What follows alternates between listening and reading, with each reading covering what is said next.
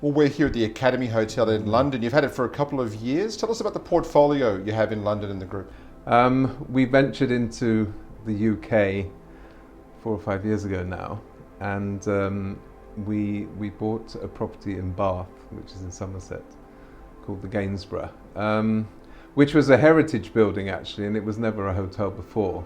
It started its life as the Royal United Hospital in Bath from I think from the 1700s for many years, and then it became the local art college. When the artists moved out, it became derelict for many years, and we took it on. And the interesting thing about that particular property was it was our first UK property. We were very fortunate enough to be able to tap into the aquifer which sits underneath the city and bring the natural spring waters, the thermal waters, into the hotel, which made us the only hotel in the UK where you could bathe in thermal waters, which is very interesting. And we also bought a large day spa next to it called the Thermate Bath Spa, which is probably the biggest day spa in the country as well. 300,000 visitors there last year. So it was a natural fit. The Gainsborough we launched as a 5-star property, 99 bedrooms, a selection of suites, great restaurant with a named chef, a guy called Dan Moon, who was local to the area. But of course our unique selling point was the spa, where we have 11 treatment rooms and these beautiful thermal pools of varying temperatures where people can dip in and out to. The hotel has done very well. It received many great reviews, and that culminated in 2 years ago being voted the best hotel in the country by the AA. So we're very proud of that. Yeah. In such a short period of time, going from basically a zero base with no hotels in the UK to having the best hotel in the country was, I think, quite an achievement and a testament to the people who run it down there. They're a great team.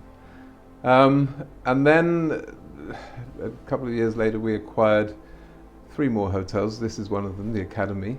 We also acquired the Glass House in Edinburgh, which is in the city centre, beautiful hotel, 77 rooms, and an iconic hotel in the city called Threadneedles, which is in Threadneedle Street next to the Bank of England.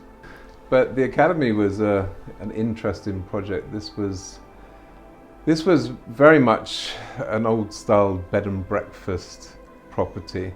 It was down on its knees a little bit, and we actually completely refurbished it. You couldn't have done a soft refurb. It needed a lot of time and money spent on it. So we gutted it and we started again. But of course, you've got the beauty about these properties are they're Georgian. So it's a series of 5 Georgian type townhouses, and you've got all the original, Georgian architecture on the outside, and there's a lot of existing architecture inside as well, which is wonderful. And we contracted a company called Champalamo Design from New York to design it for us. She also did the Gainsborough in Bath. And I think what she's done here she's been very clever, because she's kept the elements of the Georgian era, but updated it in a modern and a contemporary style. And I think the two have married together very well. We have 11 or 12 suites, and we have a few single rooms as well for the single travellers, which are actually incredibly popular, and a small refectory restaurant downstairs where we serve breakfast. A lovely bespoke little bijou bar in the corner called the Alchemy Bar, and the library and some outside space as well. It sits in Gower Street, which I don't know if you're familiar with London. We're in the heart of Bloomsbury here. And the most wonderful thing about this hotel is its location, because you really are in the centre of London. And a 20-minute walk that way and you're in Covent Garden, 10 minutes you're in Soho, you're right in the middle of the West End, the Theatre Land and everything. And of course, just down the road here, at the end of Gower Street, you have the British Museum, which is fantastic. So we're very fortunate. It's a great location. It's a beautiful. Well, what Champalamo have done with the property is, I think, beautiful, and it's doing very well. So Andrew, obviously YTL's got some beautiful hotels around the world.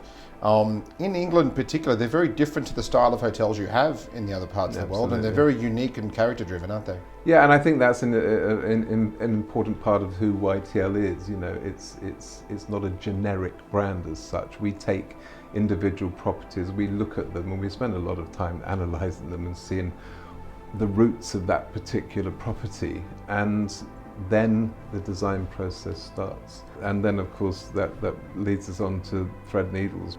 Threadneedles is situated in Threadneedle Street, which is the heart of the city. You couldn't have a better location. I mean, for a hotel it's absolutely perfect. And it used to be the old Citibank. And of course, you know, all those wonderful city buildings with their high ceilings and whatever. And it's got this amazing stained glass dome right in the middle of it, which used to be the banking hall, and the banking hall is now the lounge. We have a Marco Pio white restaurant there as well, which is great. We have an association with Marco, which is fabulous. He's a world-renowned chef and very well known in Australia. I know he was a master chef there and everything. Great friend of ours. So we're very, very fortunate, and like you said, all these hotels are so individual. They all have a particular character. And I think that's one of the YTL traits. You know, we take something and we pay homage to its history and its past, if it is indeed a heritage building. And I think that's worked very, very well for us. And I think the pleasure traveller or the business traveller today, you know, it's lovely to stay in Marriott's and Hilton's and whatever, but it's more of a special experience if you stay in one of these bespoke properties which have a history. And you know, the staff obviously all buy into that, and they're well trained to know the heritage of the buildings, and it makes a story. And I think where we are right now, the Academy, like you said, you know, this was formerly just a bed and breakfast. It was, and you've turned it into a very interesting hotel and boutique hotel in a great thriving part of London. Yes, and Bloomsbury is a, you know, it is a thriving part of London.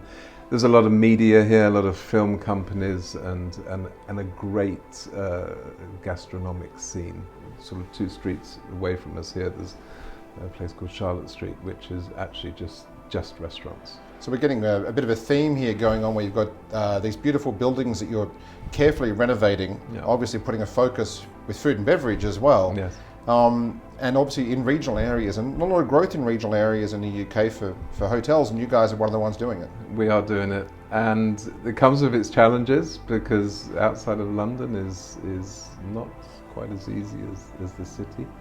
You have all the usual challenges, but it's been met with very positive reviews by everyone. If I look at the Gainsborough, for example, you know, that sits at number 1 on TripAdvisor in the city, and you know, it's way up there, and people are actually pleasantly surprised that you're getting London service in the suburbs. So the opportunity in England at the moment really is trading off that kind of amazing history in the country, isn't it, by doing hotels that kind of showcase part of the history or the neighbourhoods that they're in, versus just putting big brand hotels in. Absolutely, and you know, with the leisure travellers, that's what they're looking for.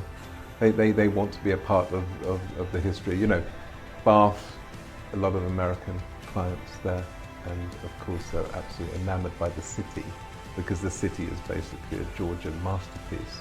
And then right in the middle of this city sits the Gainsborough Hotel, which again was designed by Alexandra Champalimaud from New York, and has been very, very cleverly done. But not forgetting the immense history that goes behind it. When they built that hotel, it's fascinating. When they were excavating the pool area, they found a hoard of Roman coins, largest hoard ever found in the UK. They wrote a book on it. The coins were sent to the British Museum.